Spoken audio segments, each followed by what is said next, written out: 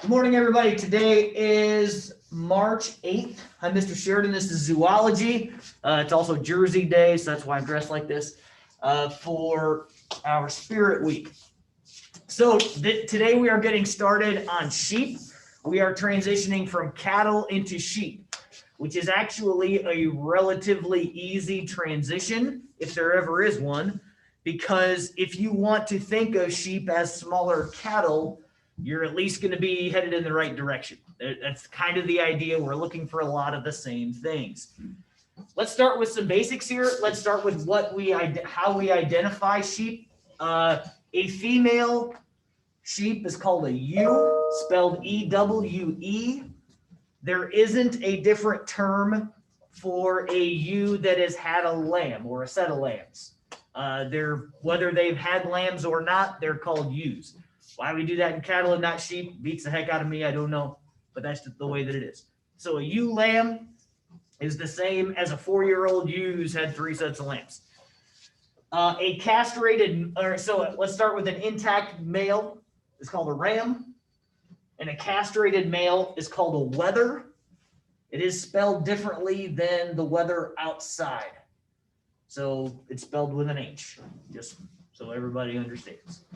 So most of the market lambs that we will end up judging are wethers. However, it is something that you should identify. So we'll talk a little bit more about how to do that. But if we can start today by just identifying which ones are males and which ones are females, probably a good place to start. So the way that I started to talk about some of the terms and the way that we describe sheep are comparing the terms that we just learned about over the last 2 weeks in cattle to what we call those terms in sheep. So what I'd like for you to do is when you think of in cattle, we talked a lot about rib. And what I'm referring to and what I should write on here, I'm going to write top shape in here. Because in cattle, we use rib a lot. We talk about their rib when we view them from the side, how deep rib they are, how bold sprung they are is referring to their rib. Well, and we do that a little bit in sheep, but specifically, we also talk about cattle when we're viewing them from behind about how much shape and expression of muscle they have over their rib and loin. Well, in lambs, we call that a rack. When we're specifically talking about down their top so we talk about their, instead of their rib and loin, we talk about their rack and loin. I would imagine that you've heard the term rack of lamb. That's where this is coming from. We're talking about that cut of meat that is down their top. We want it to be wide. We want it to be expressive. We want there to be plenty of muscle through their rack. In cattle, we talk about either their rump or their hindquarter or somehow else referring to their rump. In lambs, we call it their leg. That we're looking at their leg, which refers to the entire hind quarter of that animal. Everything from their hip back, we refer to that as their leg. In terms of cattle, we talk about how level they are out of their hip. We talked about the levelness from hooks to pins. In sheep, we call that their dock.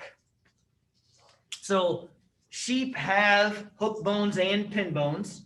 If you referred to it that way, you're talking about the same anatomy stuff, but the proper term when we're talking sheep is their dock, when we're talking about their hip.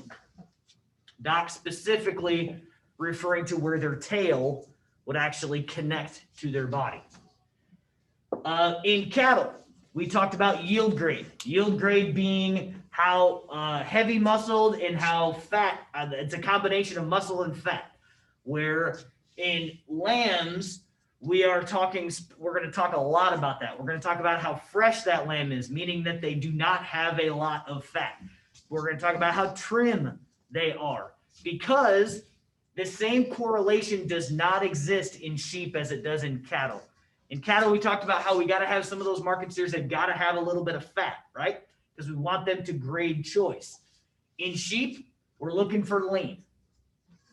We want animals that do not have much fat. So I mean, they've got to grow, and then when they get to a certain point, they're going to have a little bit of fat, but trim, fresh handling, and fresh lambs, that's what we're looking for. We're going to talk about handling as we go through this week, either tomorrow or Wednesday, but in sheep, in a livestock judging contest, we aren't going to handle lambs, but you should know how to do that, because in any livestock judging contest, you're going to get to handle market lambs. We'll talk more about some more things as we go through, but you also should know that shag refers to lamb's leg wool. In the class we judged today, and in fact, one of the questions that we have is specific about shag, so I wanted to throw that in there as something that you should know.